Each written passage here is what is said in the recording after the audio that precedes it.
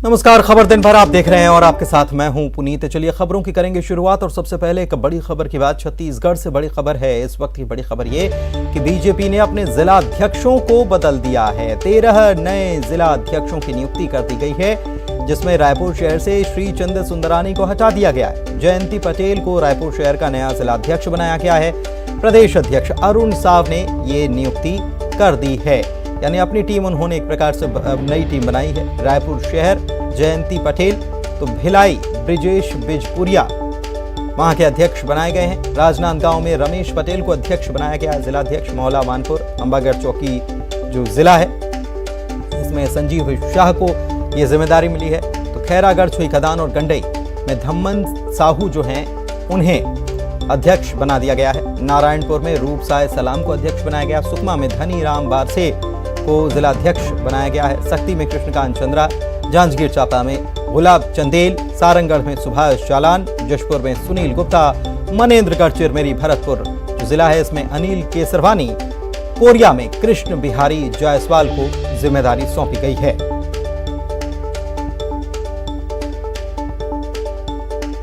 अभिषेक शुक्ल हमारे deputy editor इस वक्त हमारे साथ फोन लाइन पर जुड़े हुए हैं। अभिषेक जी, ये बिल्कुल साफ था और पहले से समझा जा रहा था कि नई टीम तो बनेगी ही, चुनाव करीब है और जब बीजेपी ने ऊपर से ही बदलाव की शुरुआत कर दी तो अब नीचे तक बदलाव होना था, अब जाकर ये फैसला हुआ।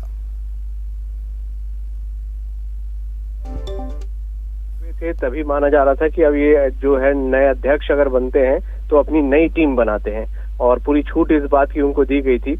हालांकि इस पूरे मसले पर पुनीत सबसे अहम यह है कि अजय जामवाल जहां जहां पर गए थे, खास तौर पे सबसे पहले बस्तर का दौरा किया उन्होंने, मीटिंग ली, सरगुजा गए, कोरिया गए और अब बिलासपुर में आज उन्होंने बैठक ली। तो आप देख सकते हैं लिस्ट पर नजर डालें तो साफ तौर पे नजर आ रहा है उन जगहों पर जो जिला अध्यक्ष बदले गए हैं जहां जहां पर अजय जामवाल होकर आए हैं। मतलब साफ है अजय जामवाल इस वक्त पूरी तरह से एक्टिव मोड पर है और संगठन महामंत्री हैं और उनके आने के बाद से जैसे ही वो पहुंचे थे अध्यक्ष और नेता प्रतिपक्ष के रूप में भी बदलाव हुआ था। तो साफ तौर पे संकेत है कि अजय जामवाल इस पूरे मसले को डील कर रहे हैं और किस तरीके से जिला अध्यक्ष रखने हैं या कौन होगा, क्या उसके पीछे फीडबैक है, कई सारी चीजें वो बातचीत कर रहे हैं, मीटिंग कर रहे हैं और उसके बाद तत्काल उसको इम्प्लीमेंट कर रहे हैं। तो एक्टिव मोड पर है और ये शुरुआत थी और जिला अध्यक्षों की ये 13 जिले के अभी बदले गए हैं और आने वाले समय में ये बदलाव और भी बढ़ होगा और भी जिलों के बदले जाए।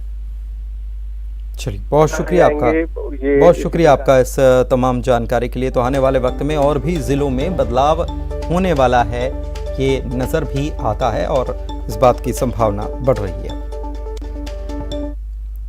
बढ़ते हैं आगे। दीपावली के मौके पर मोदी सरकार ने किसानों को डबल तोहफा दिया। पीएम किसान सम्मान निधि योजना के लाभार्थियों के खाते में 12वीं किश्त के बाद 2,000 रुपए की 12वीं किश्त के बाद अब रबी फसलों की एमएसपी में इजाफा कर दिया गया। केंद्रीय कैबिनेट की बैठक में यह फैसला हुआ है।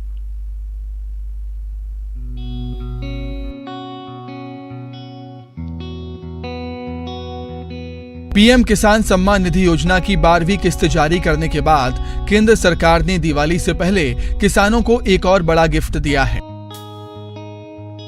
दरअसल केंद्र सरकार ने गेहूं और दाल समेत 6 फसलों की एमएसपी बढ़ाने को मंजूरी दे दी है। 9 फसलों की एमएसपी 9% बढ़ाने का फैसला किया गया। कृषि लागत एवं मूल्य आयोग ने गेहूं समेत सभी रबी फसलों की एमएसपी में 3 से 9% तक बढ़ोतरी की सिफारिश की थी।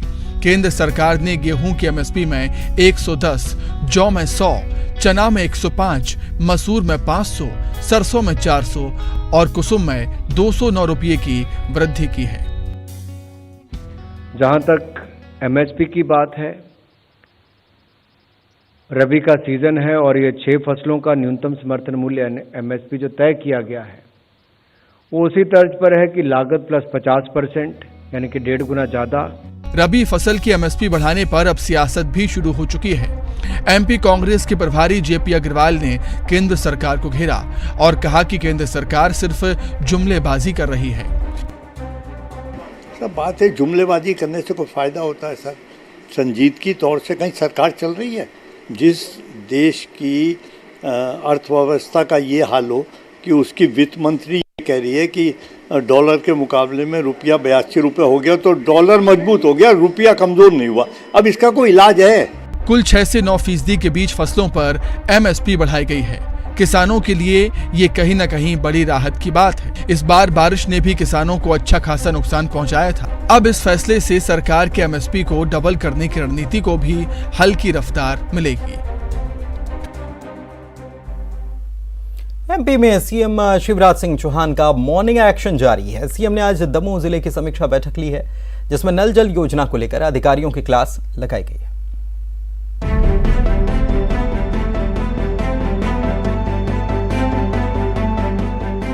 सीएम शिवराज सिंह चौहान ने मॉर्निंग एक्शन बैठक की कड़ी में आज दमोह जिले की समीक्षा बैठक की। इस बैठक में सीएम शिवराज सिंह चौहान ने अधिकारियों की क्लास लगाई।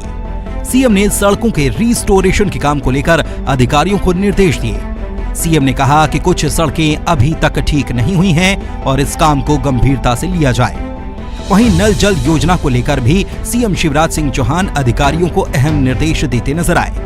सीएम ने कहा कि नल जल योजना सर्वोच्च प्राथमिकता है, इसीलिए इस योजना का काम पूरा होते ही अधिकारी स्थानीय विधायक को सूचित करें।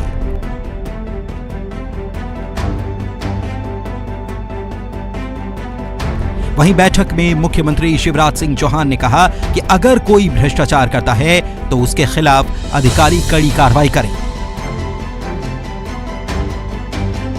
ताकि जनता को किसी तरह की कोई दिक्कत ना पेश आए।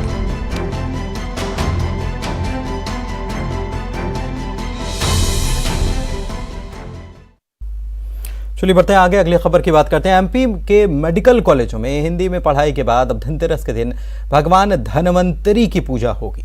चिकित्सा विभाग के इस फैसले के बाद सियासत तेज हो चुकी है।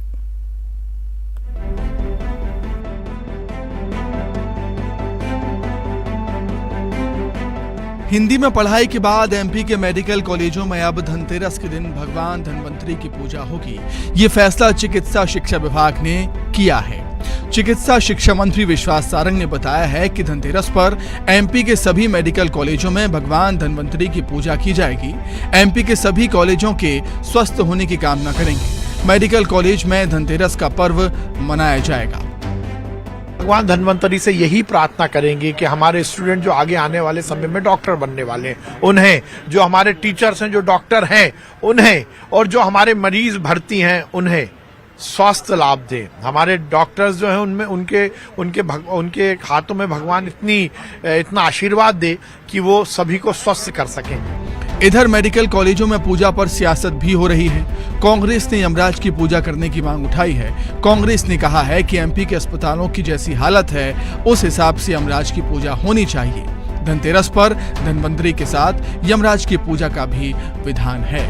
मध्य प्रदेश की जो अस्पतालें हैं, जो उनकी हालत है, जिस तरह से वहाँ पर जो है लोगों को इलाज नहीं मिल रहा है, तो साथ में धनवंतरी जी के साथ इन्हें यमराज की पूजा करवानी चाहिए, क्योंकि यमराज के पास ज्यादा लोग पहुंच रहे हैं। धनवंतरी जी के काम से कम लोगों की सेवा हो रही है। ऐसे में एक बार फिर MP का चिकित्सा विभाग धनतेरस के दिन धनवंतरी की पूजा मेडिकल कॉलेज में करने की परंपरा शुरू करने जा रहा है, जो सरकारी स्तर पर पहली बार होगी।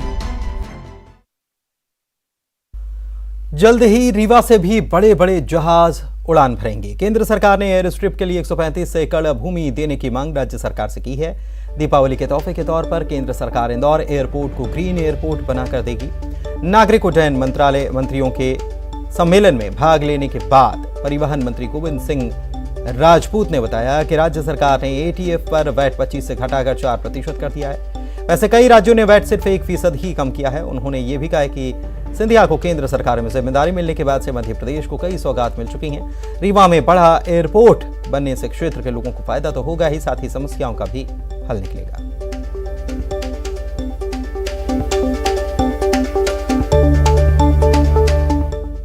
परिवहन मंत्री गोविंद सिंह राजपूत मेरे साथ हैं। सर, अभी सिविल एविएशन मिनिस्ट्री की बैठक हुई है। ज्योतिरादित्य सिंधिया ने सभी राज्यों से अपील की है कि वो अपने जेट फ्यूल का जो है टैक्स कम करें। मध्य प्रदेश कितना इसमें कदम आगे बढ़ाएगा? देखिए, आज बड़ी खुशी की बात है कि पूरे देश के मिनिस्टर्स यहाँ थे। अनेक राज्यों के मंत्रियों ने अपने सुझाव रखे मध्य प्रदेश में चूंकि हमारा मंत्रालय माननीय मुख्यमंत्री जी के पास है, तो मुख्यमंत्री जी के बिहाफ पर मैं आज इस मीटिंग में आया था। जहाँ तक आपने बेड की बात की है, तो ATF के बेड के लिए 25% से हम लोगों ने 4% कर दिया है, लेकिन हमने अनेक राज्यों में देखा कि अनेक राज्यों ने इसको 1% किया है। तो मैं भी मध्य प्रदेश में जाकर माननीय मुख्यमंत्री से अनुरोध करूंगा कि हमारे यहाँ का बेड भी कुछ कम होना चाहिए। दूसरी बहुत सारी मुद्दे आए, जैसे हमारा मध्य प्रदेश में जो हमारा विंध्य प्रदेश है, एयर कनेक्टिविटी में अभी बहुत शून्य की स्थिति है, बहुत कम है। तो रीवा में जो एयरपोर्ट बनने जा रहा है, जो रीवा में हवाई पट्टी का विस्तार होना है, उसकी बात भी आई। तो करीब 25 एकड़ जगह तो मध्य प्रदेश सरकार ने नागरिक उड्डयन विभाग को दे दी है, लेकिन आज चर्चा हुई कि मंत्री जी का ये कहना था, केंद्रीय मंत्री ज्योतिरादित्य सिंधिया जी का, कि 25 एकड़ नहीं, हमको करीब 135 एकड़ जगह चाहिए ताकि बड़े विमान, जेट विमान भी वहां उतर सके।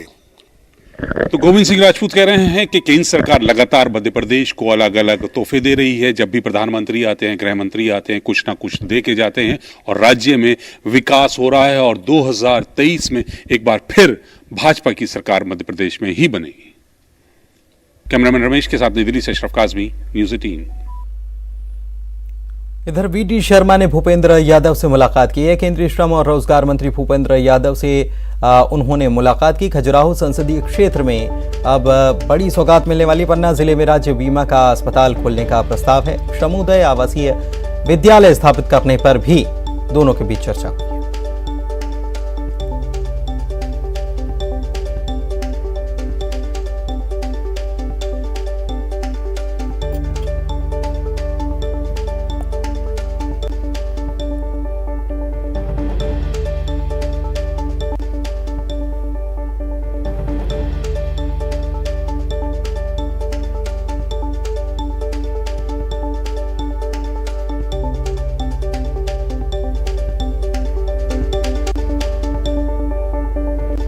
गुजरात, उत्तराखंड और उत्तर प्रदेश के एक के बाद एक दौरे के साथ इस त्योहारी सीजन में प्रधानमंत्री का व्यस्त कार्यक्रम रहने वाला है। सबसे पहले PM 19-20 अक्टूबर को गुजरात का दौरा करेंगे। यहां करीब 15,670 करोड़ रुपए की परियोजनाओं का लोकार्पण शिलान्यास करेंगे।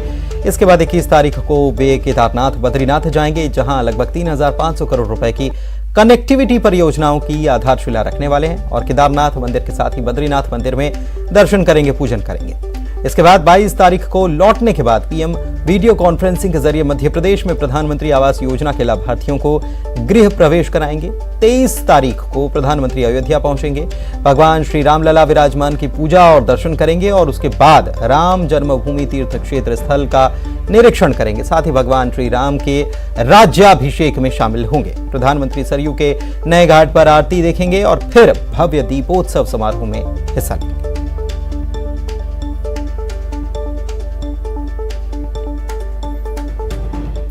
और अब आपको एक चौंकाने और हैरान कर देने वाली खबर दिखाते हैं। क्या आप ये कल्पना कर पाएंगे कि बाइक के स्पीड मीटर में कोई नाग बैठा हो? जी हाँ, यह हैरान कर देने वाला सच नरसिंहपुर में देखने को मिला, जहां बाइक चलाने के दौरान एक युवक की नजर जब अपनी बाइक के स्पीड मीटर पर पड़ी तो वो चौंक गया, क्योंकि उसमें नाग देवता नजर आ रहे थे। इस सांप को देखते ही युवक के होश फाख्ता हो गए। काफी मशक्कत के बाद आखिरकार स्पीड मीटर जो है उससे सांप को बाहर निकाला गया।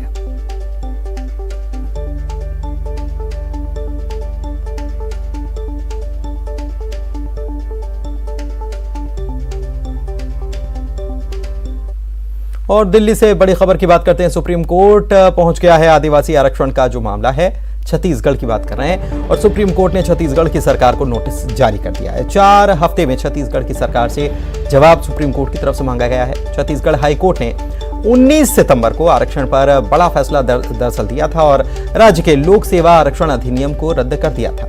इसकी वजह से अनुसूचित जनजाति का आरक्षण 32% से घटकर 20% पर आ गया। वहीं अनुसूचित जाति का आरक्षण 13% से बढ़कर 16% और अन्य पिछड़ा वर्ग का आरक्षण 14% हो गया।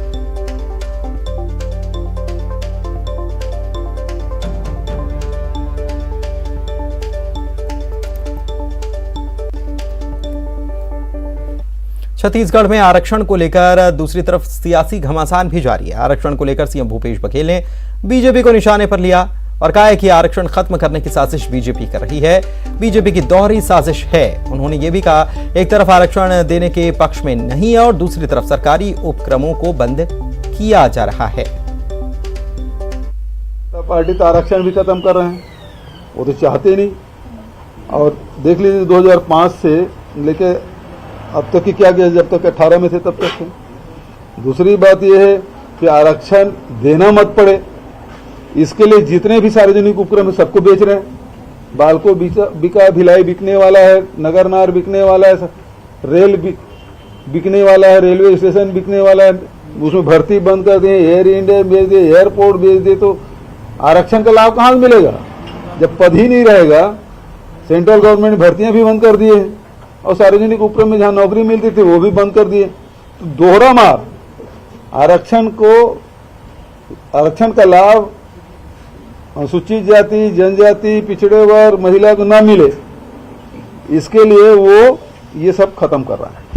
ना, सरकार तो जारी है, सरकार पूरा तैयार है। वकील, बड़े बड़े वकील आप लोग जानते हो, कपिल सिब्बल, तुम्हारा सिंघवी साहब, हर एक और वकील है, उन लोगों को तय कर चुका है। लेकिन कोई भी काम जाने के पहले पूरा तैयारी के साथ कानून का प्रक्रिया पूरा करने के बाद डाटा से लेकर कानून में किस प्रकार से हम लोग जीत सकेंगे, इसलिए पूरा तैयारी किया है। उसके बाद भी समाज तरफ से भी मैं पहले बोला, सर्व समाज के तरफ से जाएंगे, कर्मचारी संघ से जाएंगे और कुड़क समाज से, ये 3 दल भी कोर्ट जाएगा, ये कोर कमेटी में। और 4 साल से कोर्ट में केस पेंडिंग था, तो 4 साल भूपेश बघेल की सरकार करके आ रही थी, जो बीजेपी को दोषारोपण कर रही थी। अपनी नाकामियों को छिपाने के लिए ये भारतीय जनता पार्टी पर आरोप लगा रहे हैं। उनको स्पष्ट करना चाहिए कि वो 32% आरक्षण देंगे या नहीं देंगे। कि ननकीराम कमेटी की रिपोर्ट को सार्वजनिक करें, और क्या ननकीराम रिपोर्ट की कमेटी को वो स्वीकार अनुशंसा उन्होंने की है, भूपेश बघेल जी को बताना चाहिए, गोल गोल बयानबाजी करने। और सीएम भूपेश बघेल के अगर दौरे की बात की जाए तो जांजगीर चांपा के पामगढ़ विधानसभा में उन्होंने भेंट मुलाकात करनी है। कल सीएम का ये कार्यक्रम है। कोनारगढ़ और केरा गांव का दौरा वे करने वाले हैं। ग्रामीणों से भेंट मुलाकात करेंगे। शिवरी नारायण में प्रतिमा का अनावरण करेंगे। भगवान श्री राम की प्रतिमा का अनावरण उनके द्वारा होना है और महानदी आरती में भी वे शामिल होने वाले हैं। चंद्रपुर में अधिकारियों के साथ समीक्षा बैठक भी मुख्यमंत्री करेंगे।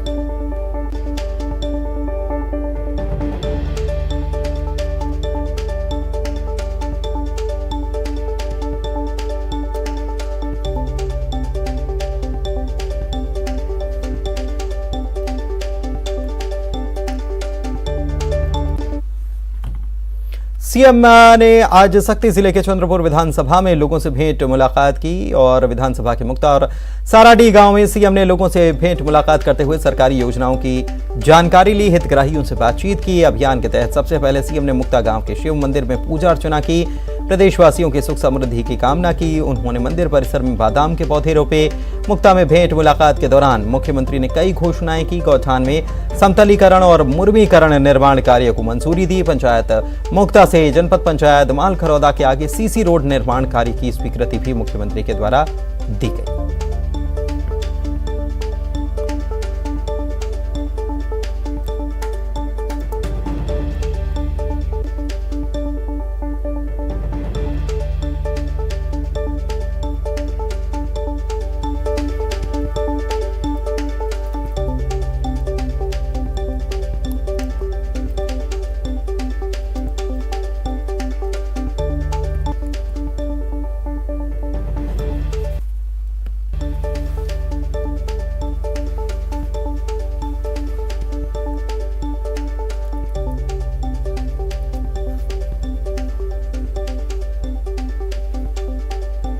दोपहर में मुख्यमंत्री साराडी के नवाडी गए थे और यहां उन्होंने बाबूलाल माली नाम के एक शख्स के घर पहुंचकर छत्तीसगढ़ी भोजन का लुत्फ भी उठाया। इसके अलावा 3,54,74,000 रुपए की राशि का चेक वितरण भी उनके द्वारा किया गया।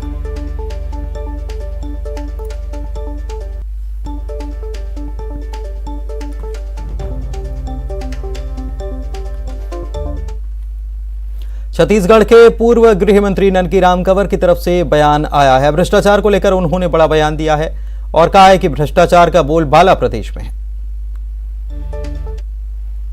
सचमुच में जिस तरह से सरकार चल रही है, अब क्या कहेंगे, पैसा वसूली के छोड़ करके दूसरा काम ही नहीं हो रहा, चाहे वो पटवारी हो, चाहे वो थानेदार हो। मैंने विधानसभा में कहा है, अरे इतना भ्रष्टाचार हमने कभी देखा नहीं। और आपको ताजुब होगा, 30,000 40,000 एक थानेदार साधारण आदमी से मांगता है। खबर कोरबा से पिछले 2 महीनों से वेतन नहीं मिलने से नाराज सब स्टेशन ऑपरेटर्स ने प्रदर्शन किया। तुलसीनगर स्थित दफ्तर के बाहर हंगामा किया। उनका कहना है दीपावली में वेतन नहीं मिला तो अनिश्चितकालीन हड़ताल पर चले जाएंगे।